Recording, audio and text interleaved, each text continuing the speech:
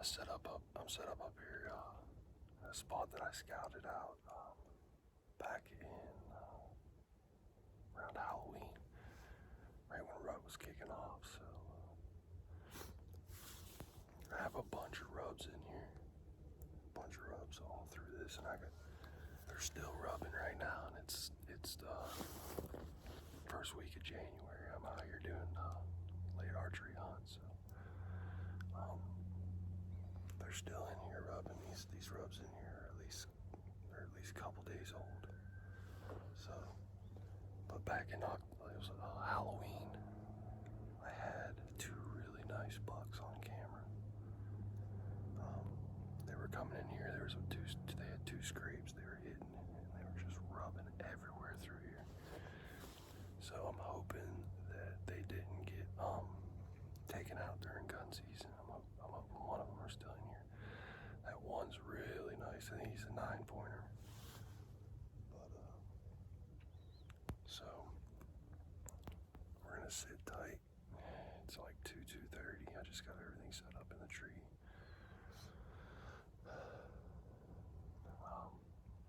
The wind's not ideal right now. It's kind of blowing in my face over my left shoulder. So I'm hoping that they come from a path to the right of me, out in front of me, because there's a ridge top. There's a ridge top right here to my right, and it drops down. And then there's a ridge top over here on this path over here, and it drops down. And down there over this ridge to my left, them does like to bed down in that thick stuff down there. And if you that big 9-pointer that came through here in October, he was scent checking. You could see it in the video. He was coming through, scent checking down over that hill, scent checking to see if them does were in heat, ready to go. So I don't know. We're gonna see. I got a food source across the road, so hopefully this evening we can get something trolling through here. Hopefully a nice buck. So stay tuned. We'll see what happens.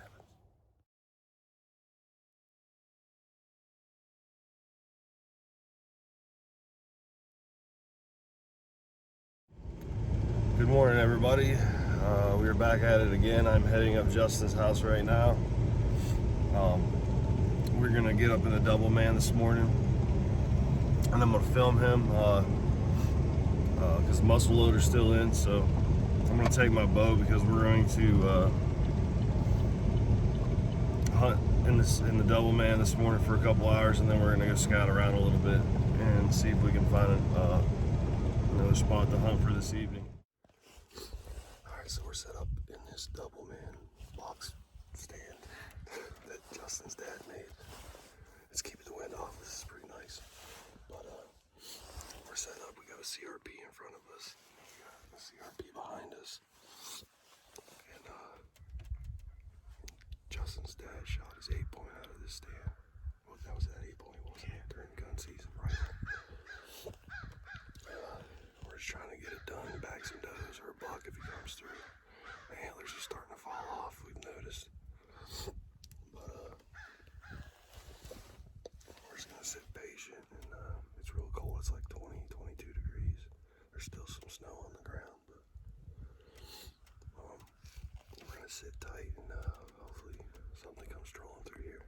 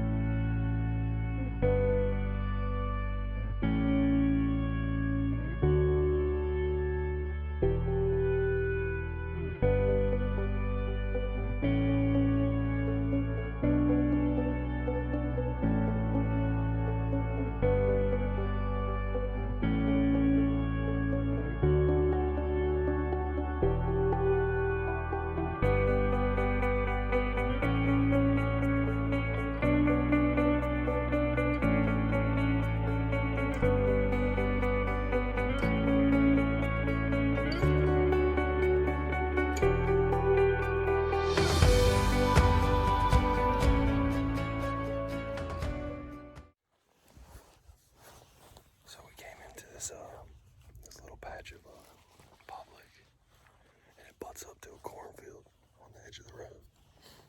We walked in here about 30, 40 yards and we're already starting to see a bunch of sign. There's a bunch of buck rubs all around, fresh tracks. So we're gonna keep working our way in a little bit and see if the sign gets better. We're gonna get closer to the field, the cornfield, and see if there's some deer moving out into that cornfield to eat. So let's see what we can find.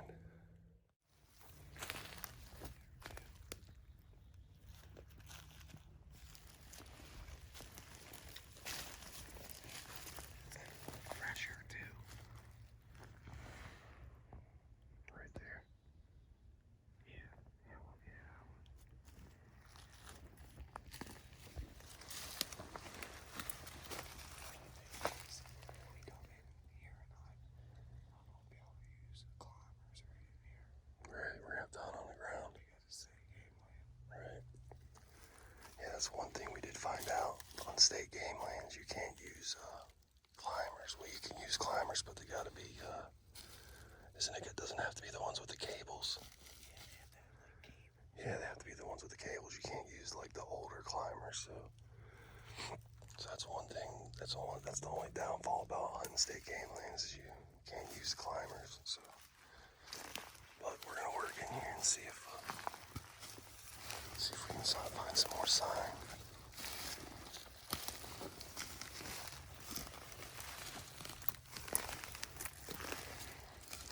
This looks like the trail run right here. That cornfield's out there. Cornfield's directly out there.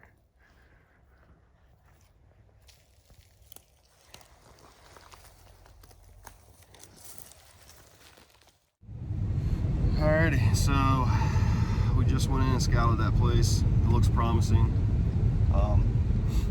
We cleared us a little spot to sit on the ground because obviously, like I said, we can't use climbers in there. But we've had luck from the ground, so we're going to regroup. We're going to go grab something to eat. It's almost noon now, and we're thinking that it's going to be probably almost dark before something comes out of there. Who knows? But there's a cornfield right there on the edge of the road, and in most cases it's going to be right before dark whenever they come trolling through there. So yeah, we're going to go grab a bite to eat, get things situated, and we'll be back in there this evening. So we'll see you guys there. All right, so we got set up in this spot that we're hunting this evening. We got the cornfield out to the left of us. We got a trail, two trails that intersect. We got one that runs out in front of us where all them rubs are at. And the other one runs up towards the cornfield. So we're hoping between both of these trails they'll come from either direction. I got my bow and I'm sitting on the right hand side for this trail out in front of me. If something comes from the left up towards the cornfield, Justin's going to take it out with his muzzle loader. So we're gonna sit tight and see if we can get something to come through here.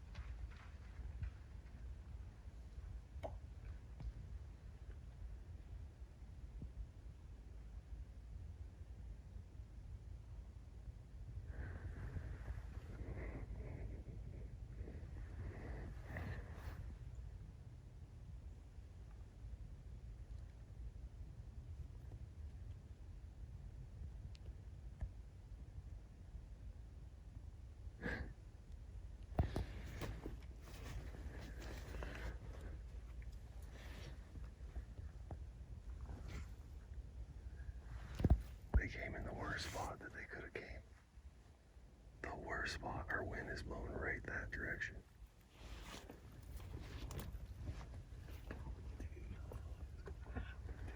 There was like 3 or 4 of them.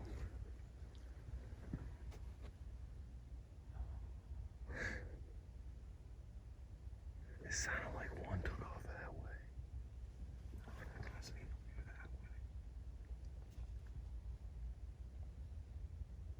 Man.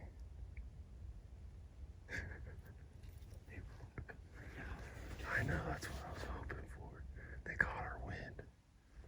Because I knew it as soon as I heard him walking. And you said, I see him. And I was like, this is not going to be good. They came from the one direction.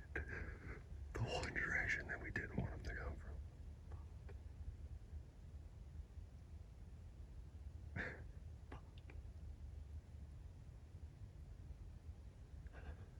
I mean, they were doing what we planned that they were going to do.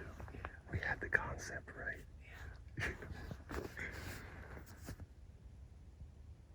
We definitely had the concept right. They were coming out to eat that corn. That's exactly what they were doing. Our wind just wasn't right.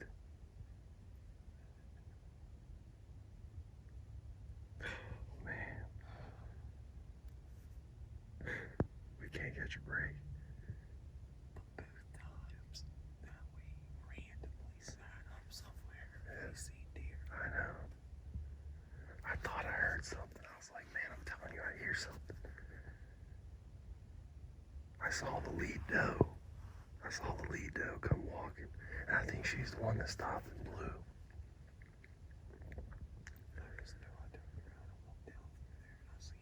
Because I was like, I was like sitting there like, where did they go?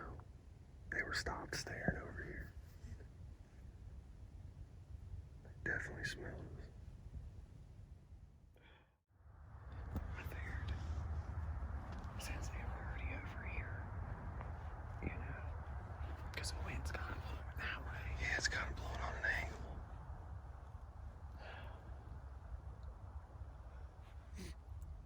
We tried, man. I don't know. Man. They was definitely in range, too.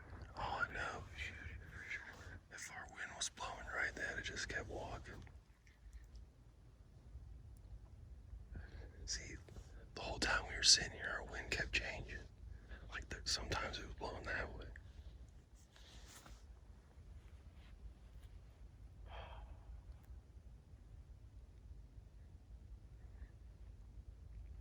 I don't know. You know what I mean?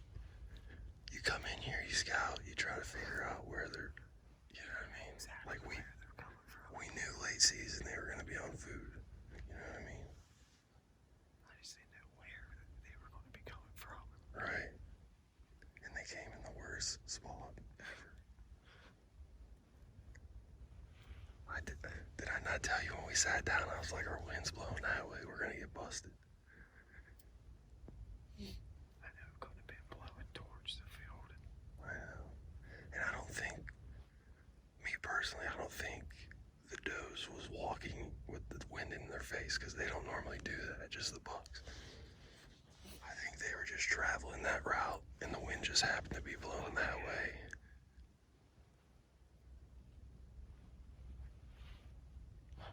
If we had more time, I guarantee they'd circle back around, but because they want that food. Yeah. I bet you they go out and around. I bet you they come back out and circle around. I seen at least 3 tails. Oh, me too. At least. I didn't know there was more. I thought it was just that one at first. Just one, too. Man. So close. So close. I was getting discouraged. Yeah, me too. I was getting discouraged. But it happens, man. Yeah, you just gotta keep after it. That's all you can do. So, as you can see, them does blew at us and they took off. So, you sit and think about every logical scenario that you could come up with to get in there and to pursue those deer set up in the right spot, play the wind. But when it all comes down to it, you just never know what direction them deer are going to come in. It's just, I mean, you could try to play the best scenario out in your head or on the onX map, and it's just the deer are going to come where they want to come. So our logic was that we set up in there next to a food source, which was corn, and we were hoping that they were going to come to the corn, and they did just that. But the issue is our wind wasn't blowing the way we wanted it to. I mean, for that ideal spot, I mean, who knows? I mean, the wind was blowing right into our face, right over our shoulder, and the deer came from behind us. And they smelled us and took off. I mean, I don't know. If you guys got any opinions on it, feel free to comment in the comment section below. Tell us what you think. If you got any ideas, pointers, I'll throw a picture of the onX map up too to show you exactly where, like the whole setup and the whole scenario and how we played it out. So I don't know. That's that, and try again. That's all you can do. Can't get them sitting on the couch. So hope you guys enjoyed this video, and we'll see you on the next one.